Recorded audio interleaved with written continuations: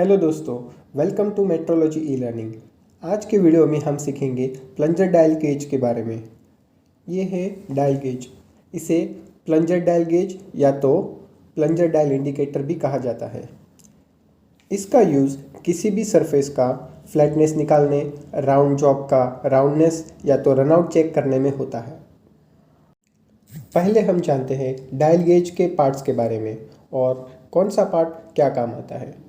सबसे पहले जो ये नीचे लगा हुआ है ब्लैक कलर का, उसे कहा जाता है कैप, और ये जो केस है उसे कहा जाता है केस हाउसिंग, और इसे बोलते हैं बेजल। लोड अप्लाई करने के बाद बेजल का यूज़ ज़ीरो सेट करने में होता है।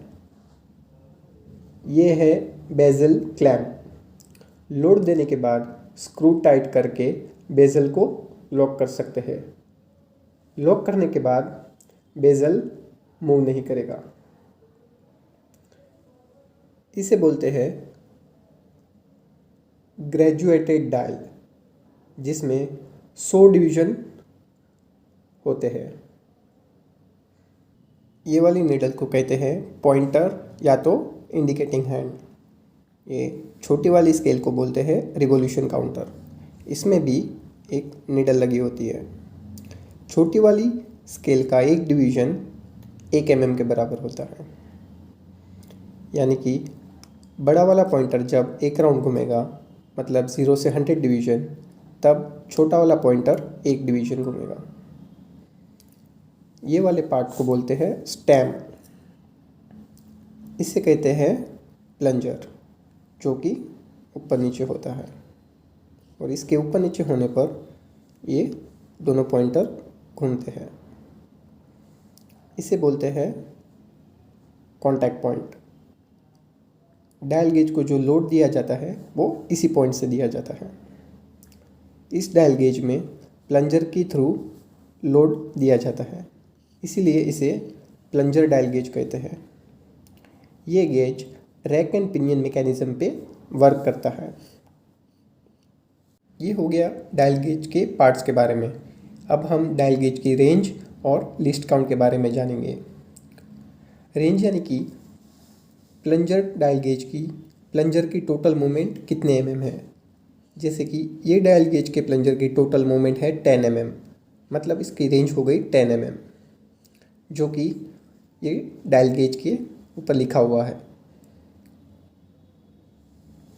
अब लिस्ट काउंट कैलकुलेट करने का फॉर्मूला है minimum division on revolution counter divided by total number of division on graduated scale. इस डायल गेज में रिवॉल्यूशन काउंटर का मिनिमम डिवीजन होता है 1 mm के बराबर, और ग्रेजुएटेड डायल में टोटल 0 से लेके 100 डिवीजन है।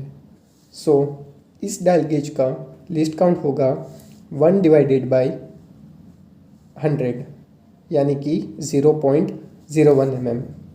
मतलब कि ग्रेजुएटेड स्केल का एक डिवीज़न 0.01 mm के बराबर है, जो कि इसके ऊपर लिखा हुआ है 0.01।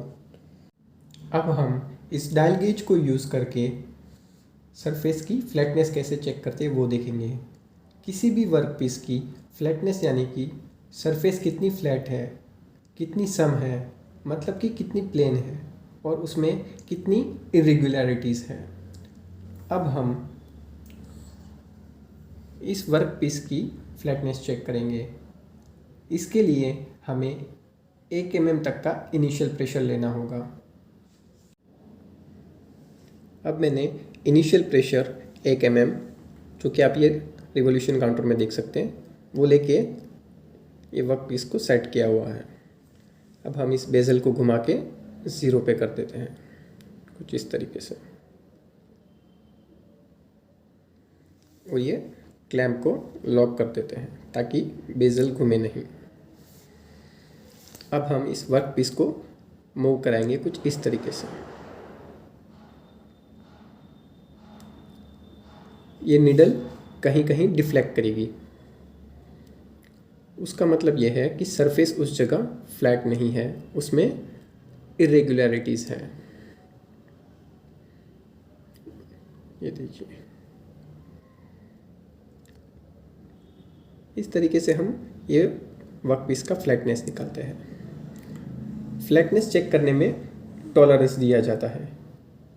अगर आपका रीडिंग उस टॉलरेंस के अंदर आया तो वो जॉब पास कहलाता है, अदरवाइज रिजेक्ट कहलाता है। अब हम इस वर्कपीस की फ्लैटनेस चेक करेंगे, जो कि उससे बेटर होनी चाहिए।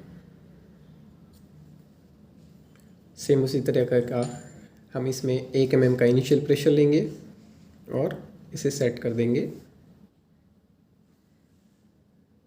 बेजल को घुमा के 0 पे सेट कर देंगे और ये लॉक की मदद से इसे लॉक कर देंगे।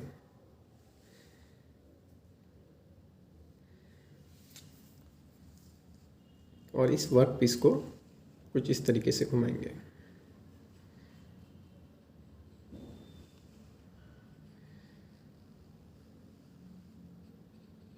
आप देख सकते हैं इसमें निडल की डिफ्लेक्शन कम आ रही है as compared to last work piece.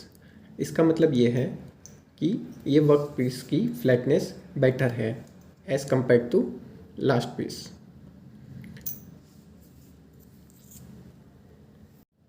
बस आज के वीडियो में इतना ही। आज हमने सीखा प्लंजर डायल गेज के बारे में और सरफेस की फ्लैटनेस कैसे निकालते हैं डायल गेज की मदद से। अगर आपको वीडियो पसंद आया तो उसे लाइक करें। मेट्रोलॉजी के रिलेटेड वीडियोस देखने के लिए हमारे चैनल को सब्सक्राइब करें।